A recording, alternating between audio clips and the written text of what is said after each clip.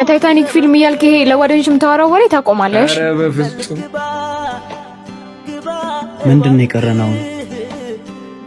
ሁለቱ ሰፈሮች ከታረቁ በኋላ ሐይቁ ዳር ትሄዱና መቻቻል የሚባለውን ሰው እየፈልጋችሁ የሰላም አሳ የት ነው የሚገኘው ብላችሁ ትጠይቁታላችሁ።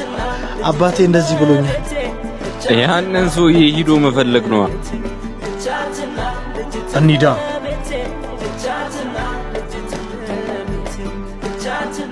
እኔ የምላችሁ ግን ስንቶቻችንን የዳቦውን አሳ ተካፍሎ ከመብላት ይልቅ እኔ ነኝ የምበላው ብለን የተጣላ ነው። እሱን እንተውና የሰላም አሳን ለማግኘት ግን ብንታረቅ ይሻላል። እኔ ይሻላል ባይ ነኝ።